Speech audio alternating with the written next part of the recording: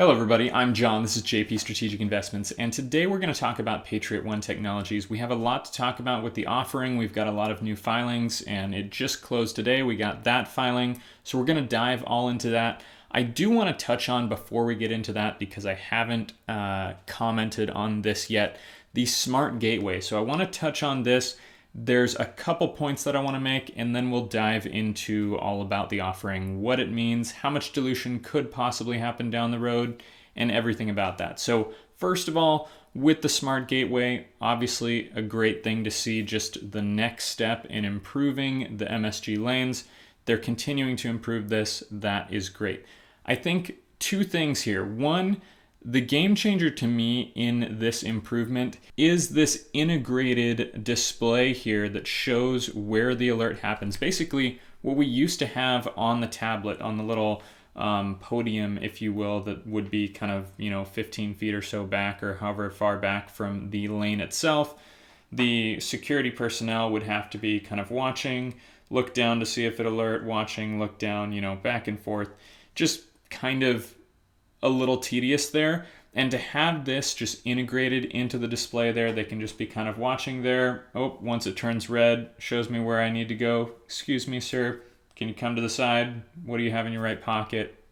Taken care of, right? So to have that integrated, it's subtle, but I think it really is a game changer as far as the efficiency of the security personnel, making it as easy for them to kind of see what's happening as possible.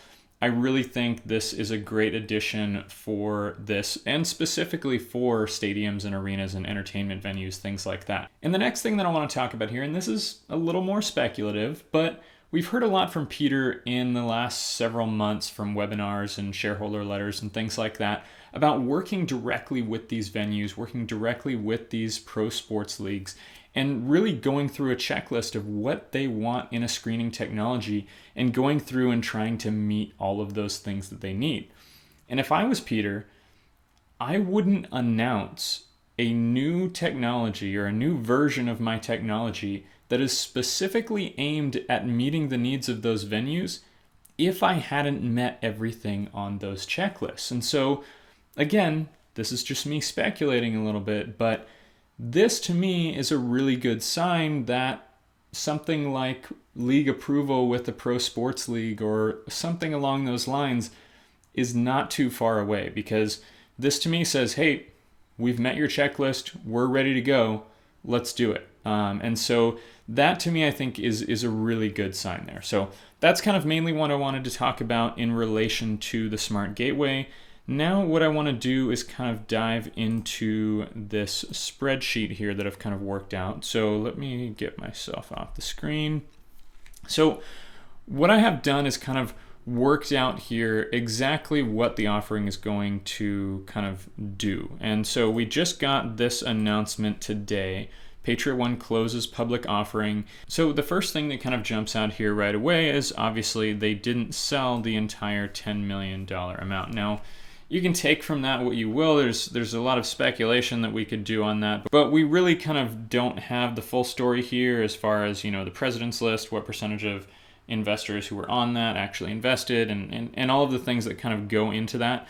I'll try to get a little more information from Peter in our interview tomorrow. By the way, if you didn't already know, if you weren't in my Discord server, the interview with Peter is scheduled for tomorrow afternoon. I will try to get it uploaded right after that, so about Friday evening. Tomorrow evening should have that interview out. Definitely check that out if you are a Patriot One shareholder, which all of you probably are. Now, as far as this offering goes, my kind of just general take on this is, right now in the current environment, the economic environment that we're in, really there's not a lot of institutions interested in growth stocks, especially growth stocks with no profits and with very little cash. Right now, investors, especially institutional investors, are kind of flocking towards those stocks with consistent profitability, the more mature companies with a decent amount of cash on their balance sheet. And that's kind of, with interest rates rising, with inflation, that's just kind of the market that we're in right now. So there could just be not a very large market of institutional investors who are necessarily interested in buying stock in a company like Patriot One. Not necessarily because they don't think the company will be successful, but more so just because the current economic environment that we're in. So that's just kind of my general take on it. Hopefully we'll get some more information from Peter in the interview. And the last thing here before we get into the spreadsheet and talk about exactly how much dilution could come from this, we do have the actual cash commission here that was paid to the agent, to Echelon. That was about $439,000, as well as $732,000 or so common warrants. So if you guys remember from the marketing materials, Echelon was going to get a cash commission that was a percentage of the overall units sold, and as well a number of warrants based on the percentage, or based on a percentage of the overall warrants sold as well. And these warrants are a little different than the warrants in the offering. They are actually at the offering price of 60 cents. That's their exercise price, but they expire in 2 years rather than in 3 years. So remember, these warrants that were in the offering expire in 3 years, and they have an exercise price of 75 cents. So a little different there. And actually, one more thing, and this is pretty important, is we do actually have some insider participation in this offering here. So you can see that 148,000 of the units or so were actually purchased, it says, by certain directors and senior officers. So it doesn't actually give out who purchased these warrants and how many each person purchased. Now, I do believe, and I'm not as well versed on how this works in Canada as far as in the US, but I do believe that we should see some filings as far as insider trading, as far as insider purchasing. These should actually come out over the next few days or so in their filings, and we should get to see exactly who purchased these and how many. To be honest, it doesn't matter too much. What matters more so is that we actually did get some insider participation here. So that is always a good thing. There's always a saying that goes, insiders can sell for a whole variety of reasons, but insiders only buy for one. And that's because they think the company is going to do well and they think they're going to make some money. So this is definitely a good thing. We'll, hopefully see over the next few days who actually made those purchases and whatnot, but really a great sign for the company that insiders are participating in this offering. Now let's kind of jump into this spreadsheet. And the first thing that we can kind of get from that cash commission is we know that the overall percentage on the cash commission was about 6.8%. That means that actually most of the sales, most of the units were purchased by investors who were not on the president's list. You could take away two things from that. Either the president's list overall was a very small percentage of the total 10 million that they expected to raise, or not as many maybe of the people on the president's list that they expected to participate in the offering actually participated. Again, it's all just speculation. We don't actually know. Maybe we'll get a little bit of extra context from Peter in the interview tomorrow. So let's jump into what we do know here, though, with the actual numbers here. So what I have here, this first line, is the current shares outstanding, or the amount of shares that were outstanding before this offering closed. And so that I just got from the last earnings report. It's about 151 million. And the current share price at the time that I'm recording this video in Canadian, all of this is in Canadian dollars, is about 52 cents per share. That gives us a market cap of just under $79 million. And obviously this is at zero dilution. This is just what we were looking at before the offering, and $0 raised. Now these are the direct shares coming from the offering here. So remember, the units include one common share and one warrant. The dilution that we're going to see initially is just from those common shares issued in the offering here. So that was about 10.7 million. And notice that I have the price at 60 cents. Some of you guys might look at that and notice, well, that's actually not correct, because the unit price included the warrant and the share price, which the warrant premium looks like they calculated based on the share price at the time of the offering. The warrant premium was about 10 cents. Now, really, it doesn't quite matter as far as calculating dilution and the total money raised. Where I allocate that extra 10 cents, I could put it as, a separate non-dilutive item, or I could add it to the price of the warrants. Really, it doesn't really matter, so I've just put it with the share price there. And so from the offering here, what we're getting is about that 6.4 million number, okay? And that is diluting at about 7%, because 10.7 million is about 7% or so of 151 million. And so we're getting about 7% dilution, and from that raising about 6.4 million. That is the dilution that is basically going to take place now. Now, we also have warrants in these units. So the warrants, again, we have the same amount of shares that could potentially come from those warrants. Potentially, though, that's really important, because for this extra dilution to take place, the share price actually has to rise. It has to get above that 75-cent level, again, on the Canadian share price, that 75-cent level, in order for these warrants to actually be exercised. And even really, it's more like 85 cents. And the reason is because essentially there was a 10-cent premium for those warrants. And so the investors are basically paying 10 cents for that warrant, which means if the stock price isn't above 85 cents by the time they exercise that warrant, they actually haven't made a profit. They actually potentially have lost money depending on where the stock price is. So all of the investors who purchase those warrants really want the share price to rise above 85 cents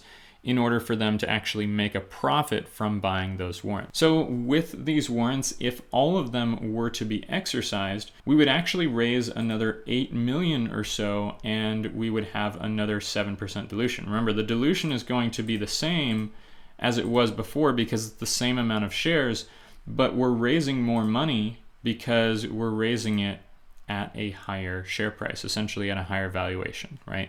And basically the last thing here I have is the shares from the agent warrants, because again, the agent, Echelon, is getting paid as a commission a certain amount of warrants, which overall is kind of a very small amount. It's about 752,000 warrants. Again, they have an exercise price of 60 cents on these ones. Total Canadian value is about 450,000, and really overall, in the big picture of things, it's less than 1% dilution. It's not a huge amount. And in total, what we are kind of looking at here is the full potential amount of money that could be raised as a result of these offerings if all of those warrants were to be exercised is just under $15 million. And that would lead to a total dilution of about 14%. Now, we do have also the over allotment option that Echelon has. And if you guys remember from the documents, essentially Echelon has the right anytime within the next 30 days to purchase another 9.9% of what the total offering was. So essentially what I've done here is taken those same numbers that we had above, but add in that extra 9.9%. So we can see what we would have if the entire over allotment option were to be exercised. So you can see really it's not too much of a difference here. We have about 11.8 million versus 10.7. So really only about another million shares and another million warrants. And then what's that? About 80,000 warrants for the agents as well. So you can see over here, the dilution is increased to about 8% for each of those offerings from the direct shares and from the warrants. And it's still less than 1% for the agent warrants there.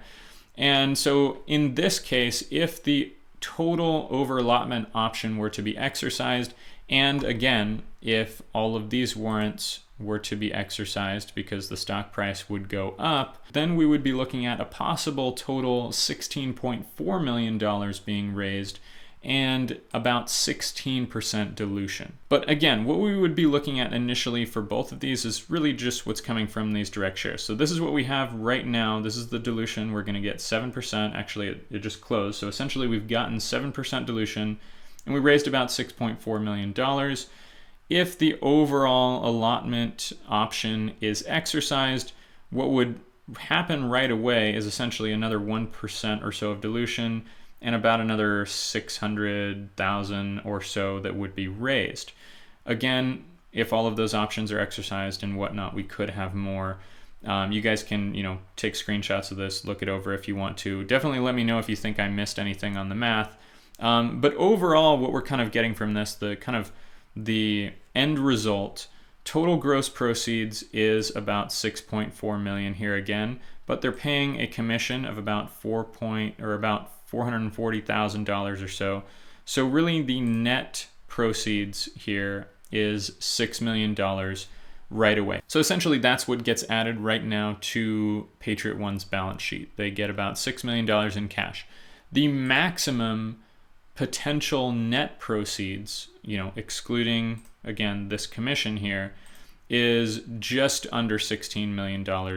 Again, that is if all of the warrants are to be exercised, meaning the share price would have to appreciate above 75 cents per share, and if the full over allotment option is also exercised. So I hope this kind of explains everything. I hope this kind of helps you guys understand in case you were a little bit confused as far as what's happening here.